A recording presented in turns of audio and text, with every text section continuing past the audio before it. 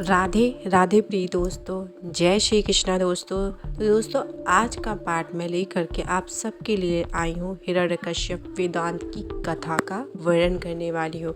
तो चलिए शुरू करते हैं आज की कथा। नारद जी ने हिरण्यकश्यप और प्रहलाद की कथा का आरंभ किया है। वे कहने लगे कि दीति के दो पुत्र थे, हिरण्याक्ष और हिरण्यकश्यप। वारा ने हिरण्याक्ष का वध किया था। धर्मराज ने नारद जी से प्रार्थना की कि मैं प्रहलाद की कथा विस्तार पूर्वक आप सबको सुनाना चाहता हूँ। वे महान भक्त भगवान के थे, फिर भी हिरण्यकश्यप ने उन्हें क्यों मारना चाहा। तो आज हम इस कथा में इस चीज़ का वर्णन करने वाले हैं। तो चलिए भक्तों, शुरू करते हैं। हिरण्यकश्यप अहंकार का रूप है। उसका व्यवहार ही ऐसा है कि जिससे देवों को, ज्ञानी पुरुषों को, अन्य सभी को कष्ट देते हैं। अभिमान सभी को सताता और रुलाता है। ममता तो शीघ्र मर जाती है, किंतु अहंकार शीघ्र नहीं मरता है।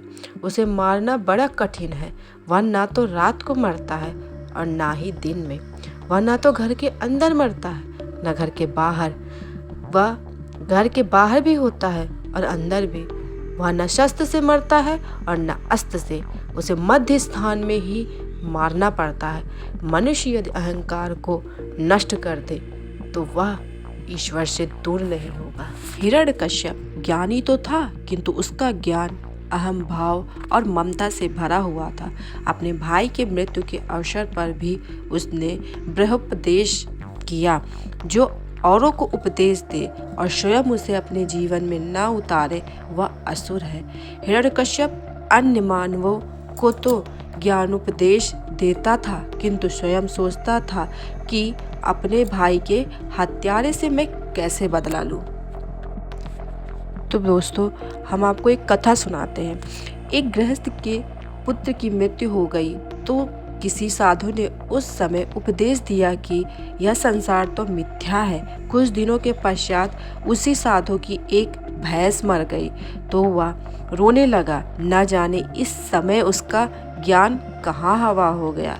उस गृहस्थ ने वहां आकर साधु से पूछा कि आप क्यों रो रहे हैं। साधु ने कहा कि वह पुत्र तो तेरा था, अतः मैंने तुझे उपदेश दिया, किंतु यह भैंस तो मेरी थी, अतः रो रहा हूँ। जब तक अहम भाव और ममता विद्यमान है, तब तक ज्ञान का पाचन नहीं हो पाता।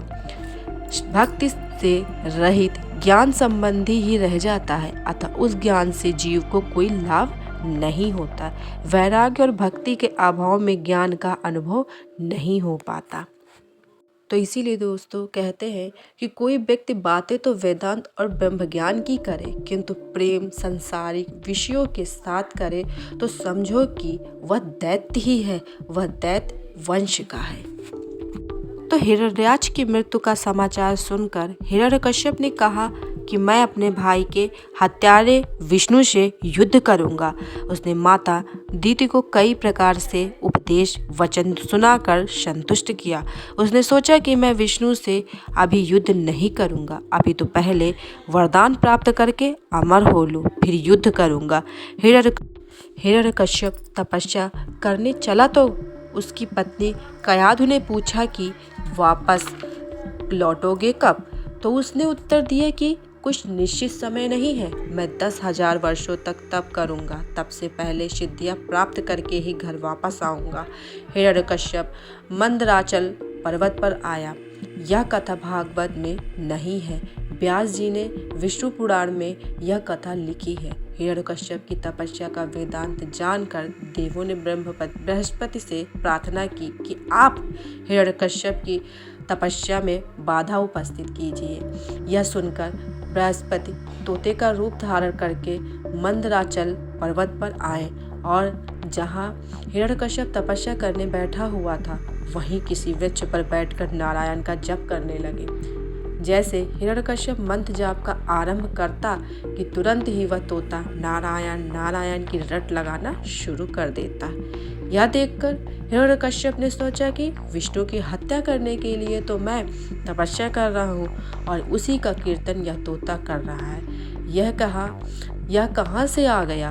इधर हटता ही नहीं। आज तपस्या करने के लिए शुभ दिवस नहीं है। यह सोचकर वह थक हार कर शय्याकाल को घर वापस लौट गया।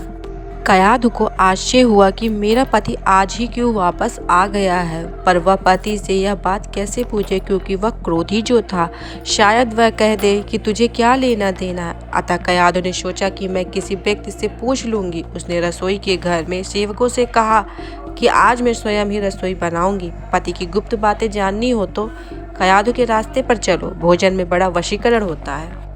राजा भोज ने एक बार कालिदास से पूछा था कि चीनी में से अधिक मीठी वस्तु कौन सी है। कालिदास का उत्तर था प्रशंसा। कयाधु कहने लगी, इंद्र चंद्र आदि देव तो आपस में थर थर कांपते हैं। आप जितेंद्रिया हैं, ज्ञानी हैं। आपके जैसा वीर ना तो कभी हुआ है और ना कभी होगा।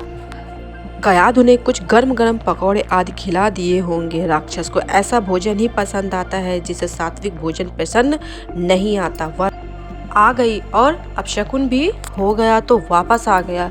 कयाधु ने पूछा, कौन सी बात आ पड़ी थी, क्या अपशकुन हो गया था? हिरण्यकश्यप ने कहा, मैं जिस वृक्ष के नीचे बैठकर तपस्या कर रहा था उसी वृक्ष पर बैठकर एक तोता नारायण नारायण करने लगा।